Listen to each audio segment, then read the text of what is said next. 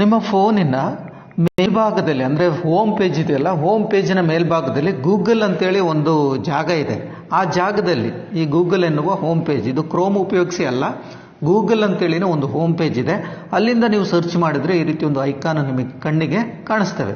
ಇದರ ಉಪಯೋಗ ಏನು ಅಂತ ಹೇಳಿದ್ರೆ, ಫಸ್ಟ್ನಲ್ಲಿ ನಿಮಗೆ ಡಿಸ್ಕವರ್ ಅಂತೇಳಿ ಕೊಡ್ತಾ ಇದೆ. ಅಂದರೆ ಅದು ಗೂಗಲ್ನವರು ರೆಕಮೆಂಡ್ ಮಾಡಿರುವಂಥ ಕೆಲವು ವಿಚಾರಗಳು ಇಲ್ಲಿದ್ದಾವೆ. ಓಕೆ, ಸೊ ಈಗ ನಾನು ಅದ್ರ ಬಗ್ಗೆ ಎಲ್ಲ ಹೇಳ್ತಿರೋದು. ಅದ್ರ ಪಕ್ಕದಲ್ಲಿ ಸ್ನ್ಯಾಪ್ ಶೂಟ್ ಅಂತೇಳಿ ಒಂದು ಆಪ್ಷನ್ ಕೊಟ್ಟಿದ್ದಾರೆ.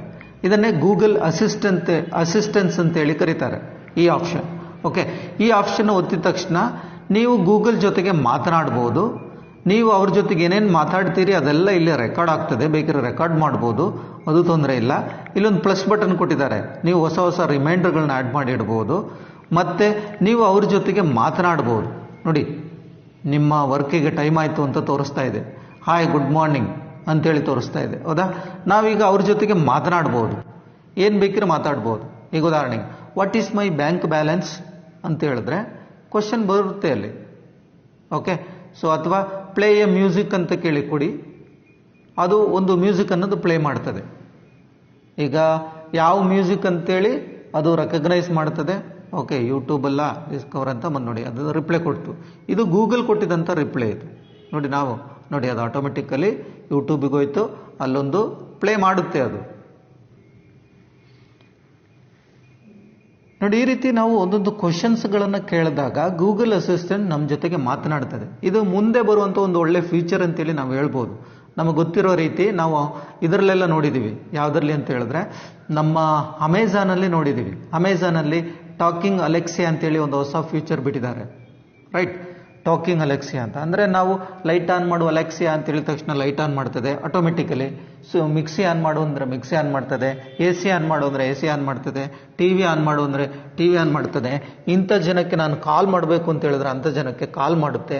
ಅಂತಹ ಒಂದು ಅಸಿಸ್ಟೆಂಟ್ಸನ್ನು ಡೆವಲಪ್ಮೆಂಟ್ ಮಾಡ್ತಾ ಇದ್ದಾರೆ ಯಾರು, ಗೂಗಲ್ನವರು. ಓಕೆ, ಸೊ ಇದು ಮುಂದೆ ಉಪಯೋಗಕಾರಿಯಾದಂಥ ಒಂದು ಫೀಚರ್ ಅಂತಲೇ ಹೇಳ್ಬೋದು. ಮುಂದೆ ಬರುತ್ತೆ ಇದು. ಈಗ ನಾನು ಸುಮ್ಮನೆ ಈ ರೀತಿ ಮಾತಾಡಿದೆ, ಏನು ಹೇಳಿ, ವಾಟ್ ಕ್ಯಾನ್ ಯು ಡೂ ಅಂತೇಳಿ ಒಂದು ಕ್ವಶನ್ ಆ ಕಡೆ ಹಾಕಿದೆ. ಅವಾಗ ಗೂಗಲ್ನವರು ಈಚೆ ಕಡೆ ಏನೋ ಒಂದು ರಿಪ್ಲೈ ಕೊಟ್ಟಿದ್ದಾರೆ, can't reach Google at the moment ಅಂತೇಳಿ. ರೈಟ್, ಅಂದರೆ ನಾವು ನೋಡಿ, ಫಸ್ಟ್ ನಾನು ಪ್ಲೇ ಮ್ಯೂಸಿಕ್ ಅಂತ ಹೇಳಿದೆ. ಪ್ಲೇ ಮ್ಯೂಸಿಕ್ ಅಂತ ಹೇಳಿದಾಗ ಅದೇನು ಯೂಟ್ಯೂಬಲ್ಲಿ ಯಾವ ಪ್ಲೇ ಮಾಡಬೇಕು ಅಂತ ಕೇಳ್ತು, ವಿಕ್ರಮಿಂದ ಅಂತ ಕೇಳ್ತು, ಓಪನ್ ಮಾಡಲ ಯೂಟ್ಯೂಬ್ ಅಂತ ಕೇಳ್ತು. ಈ ರೀತಿ ಇವತ್ತು ನನ್ನ ಕ್ಯಾಲೆಂಡರ್ ಓಪನ್ ಮಾಡಿ ಕ್ಯಾಲೆಂಡ್ರಲ್ಲಿ ಏನಾರು ಇದೆಯಾ ಅಂತೇಳಿ ಕೇಳಿದೆ. ಆಲ್ ರೈಟ್, ಈ ದಿನದಲ್ಲಿ ಕೆಲವು ಜನರ ಬರ್ತ್ಡೇ ಇದೆ ಅಂತೇಳಿ ನೆನಪು ಮಾಡ್ತು. ಓಕೆ, ಸೊ ಈ ರೀತಿ ನಮ್ಮ ಜೊತೆಗೆ ಮಾತನಾಡಲಿಕ್ಕೆ ಡೆವಲಪ್ ಮಾಡಿರುವಂಥ ಒಂದು ಸಾಫ್ಟ್ವೇರ್ ಇದು. ನಮಗೊತ್ತು ಇದು ಆಟೋಮೆಟಿಕ್ ಮೆಸೇಜ್ ಎಲ್ಲ ಮಾಡುವಂತಹ ಅಥವಾ ಆಟೋಮೆಟಿಕ್ ಶೆಡ್ಯೂಲ್ ಮಾಡುವಂಥ ಪ್ರಸ್ತಾವನೆ ಎಲ್ಲ ಇದ್ದಾವೆ. ಅದೇ ರೀತಿಯೇ ಉಂಟಾಗಿರುವಂಥ ಒಂದು ವಿಚಾರ ಇದು ಗೂಗಲ್ ಅಸಿಸ್ಟೆನ್ಸ್ ಅಂತೇಳಿ.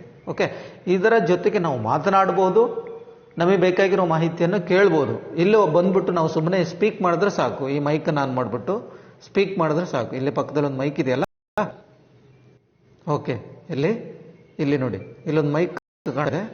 ಈ ಮೈಕನ್ನು ಆನ್ ಮಾಡಿಬಿಟ್ಟು ಜಸ್ಟ್ ಮಾತಾಡಿದ್ರೆ ಸಾಕು. ರೈಟ್, ಜಸ್ಟ್ ಮಾತಾಡಿದ್ರೆ ಸಾಕು, ಅದು ಆಟೋಮೆಟಿಕಲಿ ಈ ರೀತಿ ಹೋಗ್ತದೆ. ಅದು ನಾವು ಮಾತಾಡಿದಂಥ ವಿಚಾರಗಳು ಪೂರ್ತಿಯಲ್ಲಿ ಹೋಗ್ತದೆ, ಮತ್ತೆ ಕೇಳ್ತಾ ಬರ್ತದೆ. ಓಕೆ, ಸರಿಯಾಗಿ ಮಾತಾಡದಿದ್ರೆ ಏನೇನೋ ಓಪನ್ ಆಗ್ತದೆ ಅಷ್ಟೇ. ರೈಟ್, ಓಕೆ, ನೋಡಿ ಈಗ ಯೂಟ್ಯೂಬಿಂದ ಏನೋ ಓಪನ್ ಆಯಿತು, ಅದು ಹಿಂದಿ ಅರ್ಥ ಮಾಡ್ಕೊಂತ ಕಾಣ್ತದೆ.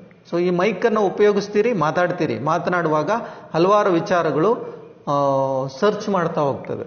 ಮೈಕನ್ನು ಉಪಯೋಗಿಸಿ ನಾವು ಸರ್ಚ್ ಮಾಡ್ಬೋದು, ನಮಗೆ ಬೇಕಾಗಿರೋ ವಿಚಾರಗಳಿಗೆ ರೀಚ್ ಆಗ್ಬೋದು. ಯಾವಾಗಲೂ ಕ್ರೋಮಲ್ಲಿ ಹುಡುಕ್ತಾ ಇರುವಂಥ ಅವಶ್ಯಕತೆ ಇಲ್ಲ. ಓಕೆ, ಇಂದಿನ ವಿಡಿಯೋ ಇಷ್ಟ ಆದರೆ ಎಲ್ಲರೂ ಲೈಕ್ ಮಾಡಿ, ಅದೇ ರೀತಿ ನಿಮ್ಮ ಫ್ರೆಂಡ್ಸ್ಗೂ ಕೂಡ ಶೇರ್ ಮಾಡಿ. ಎಲ್ಲರಿಗೂ ಧನ್ಯವಾದಗಳು. Thank you.